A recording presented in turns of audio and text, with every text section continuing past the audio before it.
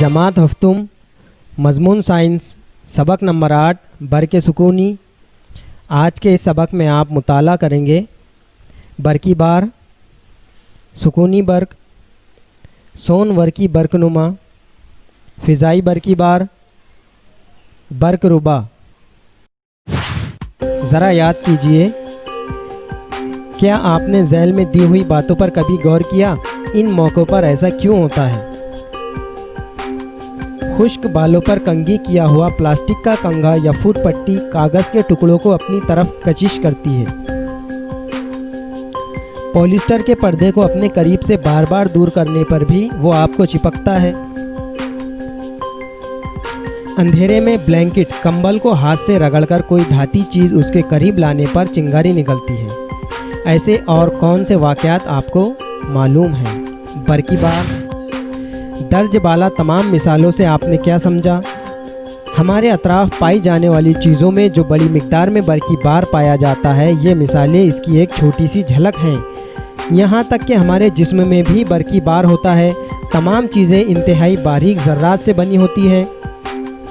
बरकी बार इन ज़र्रात की अंदरूनी खुसूसियत है, इसलिए अगर किसी चीज़ में बरकी बार बहुत बड़ी मिक़दार में भी हो तो वो पोशीदा होता है, क्योंकि उस चीज़ में दो मुख्तलिफ़ किस्म के बरकी बार मसावी तादाद में होते हैं, मुस्बत बरकी बार और मनफी बरकी बार। जब ये दोनों बरकी बार मसावी तादाद में हों तो वो चीज़ मुअतदिल हो जाती है, यानी उस पर कोई बरकी बार नहीं होता। अगर इन बरकी बारों की तादाद गैर मसावी हो तो वो चीज़ बारदार है, ऐसा कहा जाता है। एक कांच की सलाख का एक सिरा रेशमी कपड़े पर रगड़िए। रगड़ने की वजह से एक चीज़ का थोड़ा बरकी बार दूसरी चीज़ पर मुंतकिल होता है, जिसकी वजह से दोनों ही चीज़ें बारदार बन जाती हैं। अब कांच की एक सलाख को धागे की मदद से हवा में लटकाइए। ऊपर के तरीके से बरकाई गई दूसरी कांच की सलाख लटकी हुई सलाख के करीब लाकर मुशाहिदा कीजिए। क्या होता है? दोनों सलाखें एक दूसरे को दूर ढकेलती हैं, यानी दिफा का अमल होता है।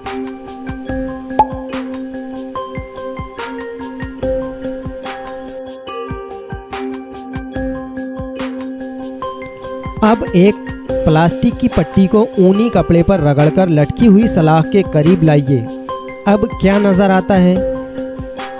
दोनों के दरमियान कशिश का अमल होता है। पहले तजुर्बे से आपने क्या समझा? मुशाबा बरकी बार वाली दो चीज़ें एक दूसरे को दूर ढकेलती हैं, इसे दिफा का अमल कहते हैं, और गैर मुशाबा बरकी बार वाली अशिया एक दूसरे के करीब जाती हैं, इसे कशिश का अमल कहते हैं। बरकी बार कैसे पैदा होता है? तमाम अशिया ज़र्रात से बनी होती हैं। ये ज़र्रात इंतहाई बारीक जवाहर से मिलकर बने होते हैं। जवाहर की साख्त के बारे में आप तफसील से आगे पढ़ेंगे। आपके लिए अभी इतना जान लेना ही काफ़ी है कि हर जौहर में मुस्बत और मनफी बारदार हिस्सा होता है, और ये दोनों मसावी तादाद में होने की वजह से जौहर मुअतदिल होता है। बरकी एतबार से मुअतदिल जौहर मुख्तलिफ़ वजूहात की बिना पर गैर मुतवाज़िन हो जाता है। जैसे कुछ मखसूस अशिया जब एक दूसरे पर रगड़ी जाती हैं तो एक शय के मनफी बारदार ज़र्रात दूसरी शय पर चले जाते हैं, जिस शय पर ये मुंतकिल होते हैं तो उसे शय के मनफी ज़र्रात की तादाद बढ़ जाती है और वो शय मनफी बारदार हो जाती है।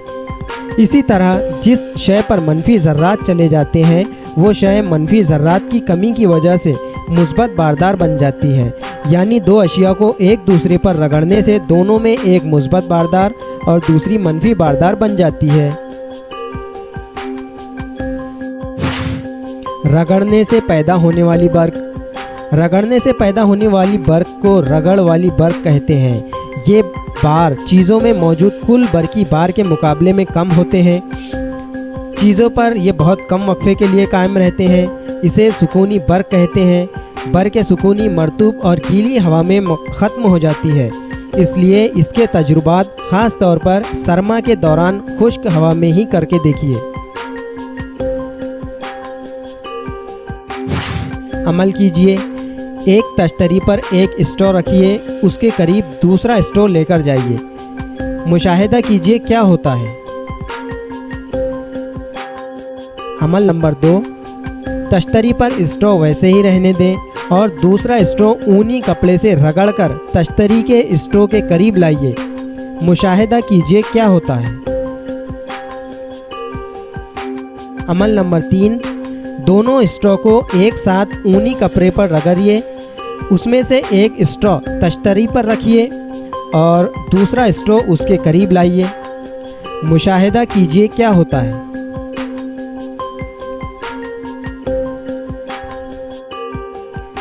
अमल नंबर 4, अब तश्तरी का स्ट्रो वैसे ही रहने दें और जिस कपड़े पर स्ट्रो रगड़ा गया था वो तश्तरी के स्ट्रो के करीब लाइए और मुशाहिदा कीजिए। इसकी बुनियाद पर दरसी किताब में जो जुदुल दिया हुआ है उसको पुर कीजिए। गैर बारदार स्ट्रो करीब बारदार स्ट्रो लाया गया, क्या होता है। नंबर 2, मुशाबा बारदार 2 स्ट्रो करीब लाए गए, क्या होता है। नंबर 3, बारदार स्ट्रो और जिस पर रगड़ा गया वो मुखालिफ बारदार कपड़ा करीब लाए गए। मुशाहिदा करके गुफ्तगू कीजिए।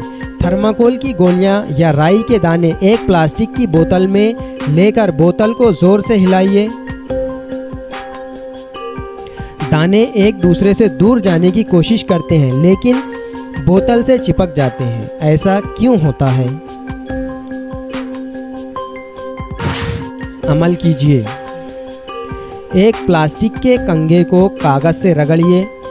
अब उस कंगे को दूसरे बारदार कंगे के करीब लाइए और ये कंगा कागज के टुकड़ों के करीब लाइए, क्या होता है। अमाला के जरिए बरकाना, कंगा अपने बालों पर रगड़िए। तस्वीर में दिखाए हुए तरीके से कंगा नल के बारीक पतली धार के करीब ले जाइए। आपने क्या देखा। अब कंगा पानी की धार से दूर ले जाइए और मुशाहिदा कीजिए। मुशाहिदात को निशान लगाइए। नंबर 1, बारदार कंगा पानी की धार के करीब ले जाने से धार पर कशिश का अमल होता है, धार पहली हालत में ही रहती है। नंबर 2, बारदार कंगा पानी की धार से दूर ले जाने पर धार पर कशिश का अमल होता है, दिफा का अमल होता है, कोई अमल नहीं होता।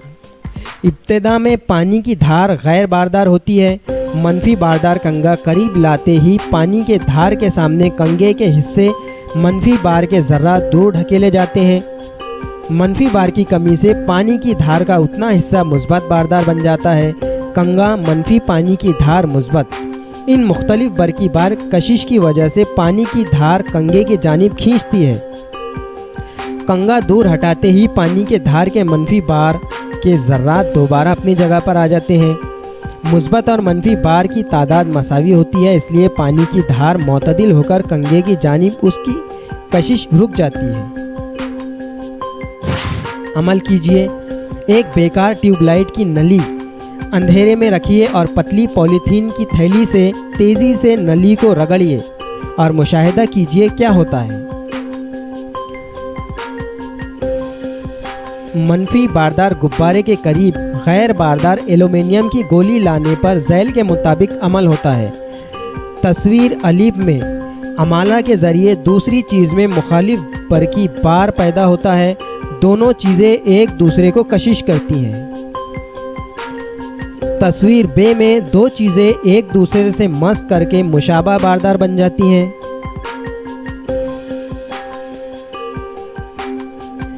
तस्वीर जीम में मुशाबा बारदार अशिया में दिफा का अमल होता है।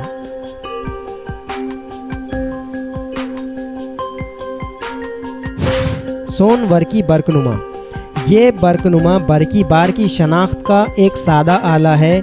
इसमें तांबे की सलाख के ऊपरी सिरे पर एक धाती कर्स होता है, दूसरे सिरे पर सोने के दो पतले वर्क होते हैं। ये सलाख एक बोतल में इस तरह रखी जाती है कि धाती कर्स बाहर रहे। ऐसी शय जिस पर कोई बरकी बार ना हो उसे बरकनुमा की कर्स पर मस करने पर बरकनुमा के औराक पर कोई असर नहीं होता।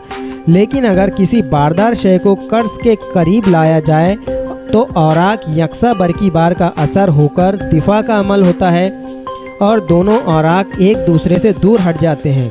फिर हाथ से कर्स को छूते ही दोनों औराक करीब आ जाते हैं, यानी छूने की वजह से औराक में मौजूद बरकी बार हमारे जिस्म में दाखिल होकर ज़मीन में चले जाता है और औराक गैर मुशाबा बारदार हो जाते हैं। ऐसा हो चुका है। 1752 में बेंजामिन फ्रैंकलिन ने अपने बेटे विलियम के साथ पतंग उड़ाने का तजुर्बा किया। पतंग बनाने के लिए उसने रेशमी कपड़ा, देवदार की लकड़ी और धाती तार इस्तेमाल किए थे। धाती तार इस तरह जोड़े कि उसका एक सिरा पतंग के ऊपरी हिस्से पर और दूसरा सिरा पतंग की डोर पर था। जिस दिन पतंग उड़ाई जा रही थी उस दिन आसमान में बादल में बिजलियां चमक रही थी। जैसे ही पतंग का तार बादलों से मस होता है तो बादलों का बरकी बार पतंग पर मुंतकिल हुआ। उस वक्त पतंग की डोर तनी हुई थी। ये बरकी बार पतंग से होता हुआ ज़मीन तक पहुंचा। ज़मीन से डोरी मस होते ही चिंगारी निकली। फ्रैंकलिन ने बताया कि बिजली भी बरकी बार की एक शक्ल है।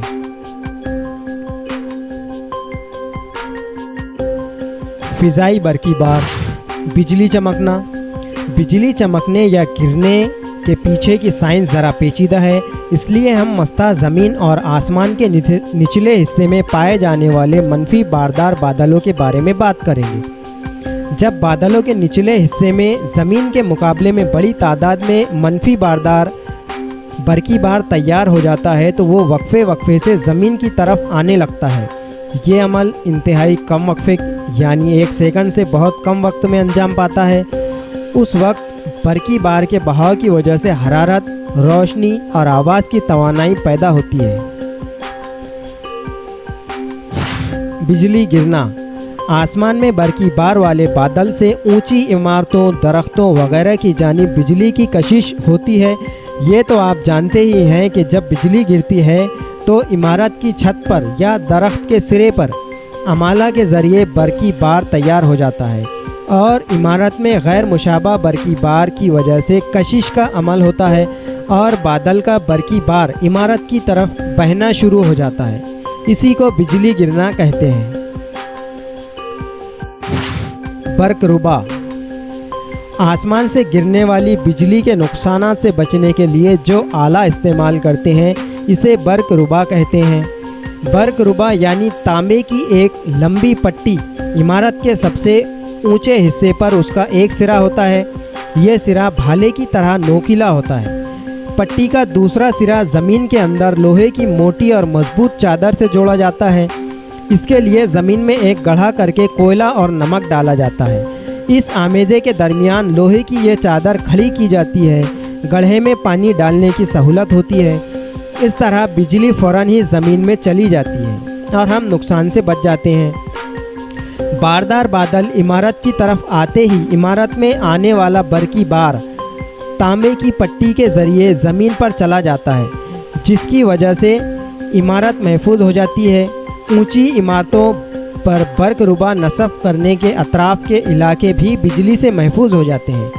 अचानक होने वाले नुकसान से किस तरह बचा जा सकता है, ये मालूमात आपको सबक कुदरती आफात का हुस्न इंतज़ाम में मिलेगा।